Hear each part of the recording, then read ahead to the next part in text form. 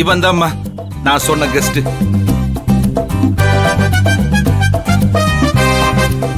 டேய் உள்ள வாடா. என்ன சார், அக்கா உங்களை பார்த்ததும் நடுநடுங்கி உங்களை உள்ள வரவேற்பாங்கன்னு பார்த்தா வாசலே நிக்க வச்சு கதவை படான்னு சாத்திட்டாங்க. டேய் நான் கிண்டலா? கொன்னுடுவேன். அம்மா புஷ்பா, புஷ்பா. என்னயா பேசிக்கிட்டே இருக்கும்போது இப்படி மூஞ்சில அடிச்ச மாதிரி கதவை சாத்திட்டியம்மா. கெஸ்ட்னு கண்ட கழிசடையும் வீட்டுக்குள்ள கூட்டிட்டு வந்தா எப்படி உள்ள விடுவாங்க? அப்படிலாம் பேசக்கூடாதுமா. இனாயா போவர் அப்படியே பம்முற. இத்தனை வருஷம் இல்லாம இனாயா புதுசா கெஸ்ட்?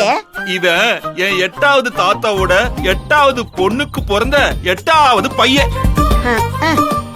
ரொம்ப வருஷமா ஃபாரின்ல இருந்துட்டு இப்பதான் தமிழ்நாட்டுக்கு என்ன பார்க்க வந்திருக்கான். ஃபாரின்ல இருந்து வரானா? இன்னா சவுத் ஆப்பிரிக்காவா? சுவிட்சர்லாந்து. அவனை பார்த்தா அப்படி தெரியலையே. சில மூஞ்சிலாம் எந்த ஊருக்கு போனாலும் மாறாது. ஓ, தூரத்து சொந்தம்மா. சின்ன வயசுல இவன் ஃபாரின் போகும்போது செலவுக்கு 10 ரூபாய் கொடுத்து அனுப்பிச்சேன். அத மனசுல வச்சுக்கிட்டு என்ன பாக்குறதுக்காக இவ்வளவு தூரம் வந்திருக்காமா. அதான் உன்னை பாத்துட்டான்ல, அப்படியே போக சொல்லு போ. 8வது தாத்தாவுக்கு 8வது பொண்ணுக்கு பிறந்த பையனா? தூரத்து சொந்தமா. அவனை இங்க இருந்து அனுப்பாம உனக்கு இந்த வீட்டுக்குள்ள இடமே கிடையாது. அப்படிலாம் வீட்டுக்கு வந்த மகாலட்சுமி அனுப்ப கூடாதுமா. யாரு? அவனா மகாலட்சுமி? பாக்குறதுக்கு அப்படியே அகோர லட்சுமி மாதிரி இருக்கான். இங்க பாரு புஷ்பா, அவன் இங்க வந்தது அவனோட சொத்து. அவன் ஊர்ல கொஞ்சம் இருக்கு, அத வித்து அவனுக்கு வேண்டப்பட்டவங்களுக்கு எல்லாம் கொடுத்துட்டு சின்ன வயசுல நான் 10 ரூபாய் கொடுத்தேன்ல, அந்த உதவிய மனசுல வச்சுக்கிட்டு மிச்சத்தை எனக்கு கொடுக்க வந்திருக்கான். அவனை போய் விரட்டி விட சொல்றியம்மா. என்ன சார், ஏதேதோ அம்புலி மாமா கதையெல்லாம் சொல்லிட்டு இருக்கீங்க? அம்புலி மாமா கதை இல்லடா, புஷ்பா 3 கதை. இப்ப திறக்கும் பார் கதவு டப்புன்னு. என்னங்க நீங்க தம்பி இவ்ளோ நெருங்கின சொந்தம்னு சொல்லவே இல்லையே. சொல்லிருக்கலாம்ல சார். ஐயோ தம்பி, வாசல்ல நிக்கிறீங்களே, உள்ள வாங்க. யோ நௌரியா சார், நான் சார். வாங்க தம்பி, வாங்க உள்ள வாங்க. ஐயோ, இந்த 7:30 வேற வீட்டுக்கு கூட்டிட்டு வந்துட்டனே. இந்த பொம்பளை பொறுக்கி என்ன பண்ண போறானோ தெரியலையே. ஐயோ. வாங்க உட்காருங்க தம்பி. இருக்கட்டும் பரவாயில்ல. யாருமா இது?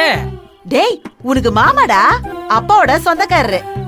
உன் பேர் என்ன தம்பி? பேரு ராசையா. அப்படியா? நல்ல பேரு. ஆமா, என்ன தம்பி தலையில கட்டெல்லாம் போட்டிருக்கு?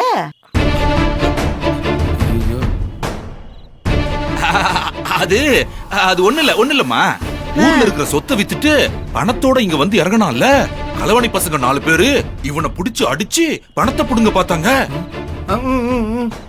ஐயோ, நல்ல வேலை அந்த நேரம் பார்த்து போலீஸ் வந்து காப்பாத்திருச்சு இவனை. ஆமா ஆமா, பணமும் தப்பிச்சுச்சு, இவனும் தப்பிச்சுட்டான். ஒன்னும் பெரிய அடிலாம் இல்லம்மா, சின்ன அடிதான். தம்பி கொஞ்சம் பத்திரமா இருக்கிறது இல்லையா? இனிமே கவலையே படாதீங்க, உங்களுக்கு பாதுகாப்பு நாங்க தான். அப்புறம் தம்பி நைட்டுக்கு என்ன சாப்பிடுறீங்க? ஏதோ ஒரு டிஃபன் இருந்தா போதுங்க. ஆஃப் ஆயில்னா எனக்கு ரொம்ப பிடிக்கும். நைட்ல அப்பப்போ சாப்பிடுவேன். ஐயோ, ஆஃப் பாயில்னா ஃபுல் பாயிலே போட்டு தரேன். டேய் என்னடா சும்மா இதே துண்ணு கிடக்குற, குடுறாத. டேய் மளிகை கடைக்கு போய் அம்மா சொன்னாங்கன்னு 10 முட்டை வாங்கியா? புஷ்பா, அவன் ஒரு ஆஃப் பாயில் தானமா கேட்டான். அட என்னங்க தம்பி அப்படிதான் கூச்சப்படும். நாம தான் வந்திருக்கிற கெஸ்ட பெருசா கவனிக்கணும். டேய் போய் வாங்கியா போ. டேய் இங்க பாரு, முட்டைய அங்கேயே குடிச்சிடாத, முழுசா எடுத்துன்னு வரணும். சரிமா சரிமா. போ போ.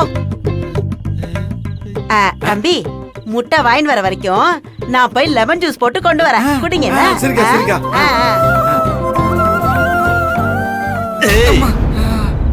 ஆஃப் பாயில் கேக்குதா உனக்கு? அக்கா ஏதோ பாசமா என்ன வேணும் கேட்கும்போது சொல்லாம இருந்தோம்னா மரியாதை இருக்கால சார்.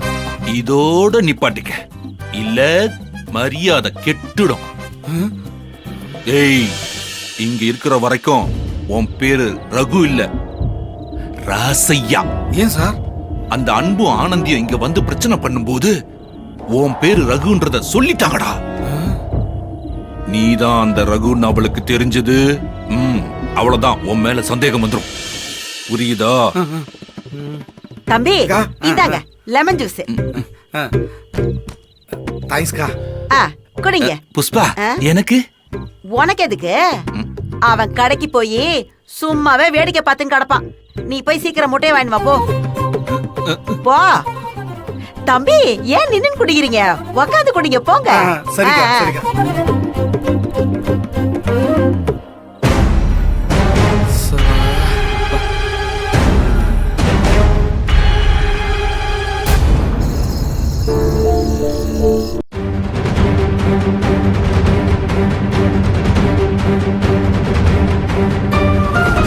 எந்த ஆளுக என்னையும் உங்களையும் நம்ம குடும்பத்தையும் தப்பா பேசினாங்களோ அவங்க எல்லாரையும் நான் மன்னிப்பு கேட்க வைப்பேன். நான் தப்பானவ இல்லைன்னு நிரூபிப்பேன்பா.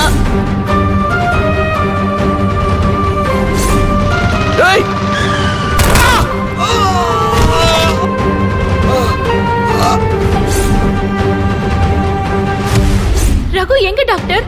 இப்பதான் மாஸ்க் தொப்பிலாம் போட்டு ஒருத்தன் வந்து ரகுவை கடத்தி கூட்டிட்டு போறான்.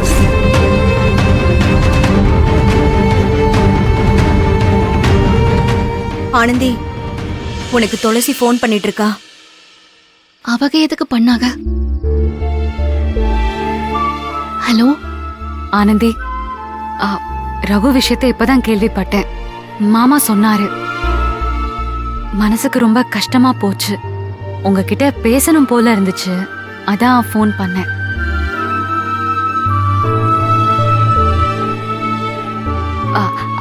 ஆனந்தி, லைன்ல இருக்கீங்களா? இருக்கிறேன். உங்க நிலைமை எனக்கு நல்லா புரியுது. இந்த ரகுவை பிடிக்க நீங்களும் மாமாவும் எவ்வளவோ போராடினீங்க. புடிச்சதுக்கு அப்புறம் உயிரை காப்பாத்தணும்னு பணத்துக்காக எவ்வளவு கஷ்டப்பட்டீங்கன்னு எல்லாமே எனக்கு தெரியும். நானும் நகையெல்லாம் கொடுத்து எப்படியாவது உதவி பண்ணணும் தான் நினைச்சேன். அப்பா பணம் வேற வாங்கிட்டு வந்துட்டாரு. ஆனா கடைசியில இப்படி ஆயிடுச்சு. ஏதாவது ஒரு விதத்துல உங்களுக்கு நியாயம் கிடைச்சிட கூடாதா, உங்க பிரச்சனை தீந்துட கூடாதான்னு நினைச்சு எல்லாம் பண்ணோம்.